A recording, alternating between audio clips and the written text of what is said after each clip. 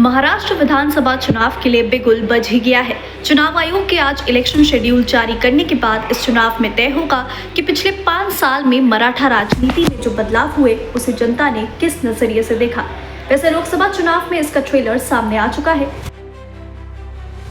विधानसभा की कुल सीटों में से 29 एससी और 25 सीटें एसटी उम्मीदवारों के लिए सुरक्षित है।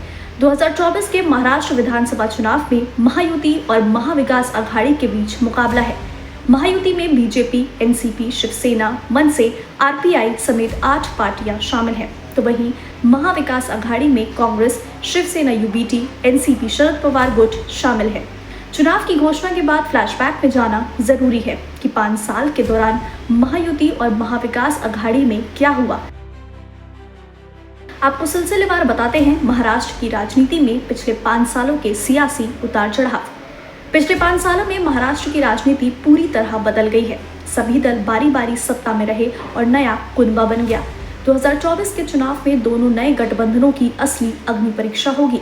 मुंबईया फिल्मों की मसाला फिल्मों में जितने ट्विस्ट और एंगल होते हैं, वैसा ही पिछले 5 साल में महाराष्ट्र की राजनीति में हुआ। दोस्ती में दरार, नया याराना, बगावत, भारी भरकम डायलॉगबाजी यानी एक्शन और इमोशन से भरपूर। 2024 का चुनाव ऐसे समय में हो रहा है जब महाराष्ट्र की राजनीति में काफी उठापटक हो चुकी है। इस चुनावी मैदान में बीजेपी और कांग्रेस तो वैसी ही है, शिवसेना और एनसीपी के 2 गुट भी हैं। 2019 के चुनाव में 4 बड़े राजनीतिक दल बीजेपी, कांग्रेस, शिवसेना, एनसीपी के बीच मुकाबला था। इस बार 6 पॉलिटिकल पार्टियां हैं। इन 5 वर्षों में महाराष्ट्र में 3 सरकार, 3 मुख्यमंत्री और 3 उप मुख्यमंत्री भी मिले।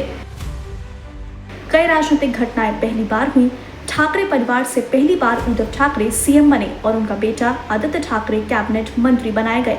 सीएम रहे देवेंद्र फडणवीस को शिंदे सरकार में डिप्टी सीएम बनना पड़ा, तो वहीं अजीत पवार सभी 3 सरकारों का हिस्सा रहे और डिप्टी सीएम बने रहे। 5 साल पहले 2019 में 24 अक्टूबर को जब महाराष्ट्र विधानसभा चुनाव के परिणाम आए थे, तो एनडीए यानी बीजेपी और शिवसेना में खुशी की लहर थी। इस गठबंधन को 161 सीटों में जीत मिली थी। फिर इस गठबंधन में सीएम पोस्ट को लेकर रसाकशी का दौर शुरू हुआ। करीब 1 महीने तक शिवसेना और बीजेपी के नेताओं के बीच बयानबाजी का दौर चला।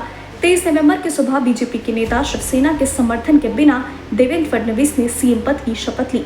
उनके साथ अजीत पवार भी डिप्टी सीएम बने, मगर अचानक राजनीति ने करवट ली। शरद पवार ने महाविकास अघाड़ी की नींव रख दी। फडणवीस की सरकार 5 दिनों में गिर गई।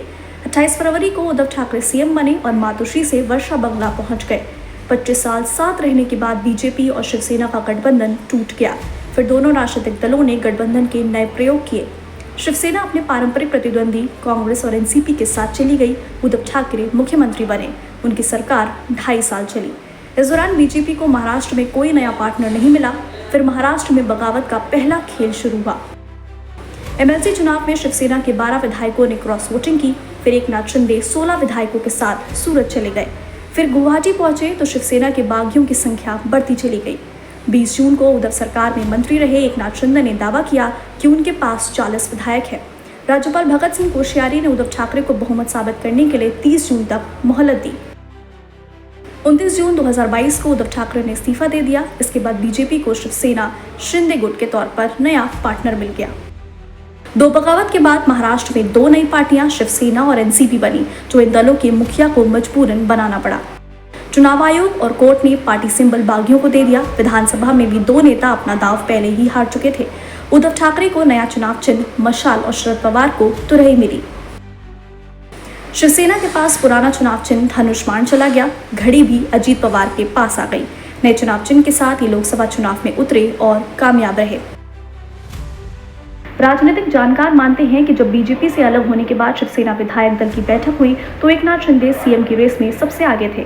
आदित्य ठाकरे ने ही उनके नाम का प्रस्ताव रखा था।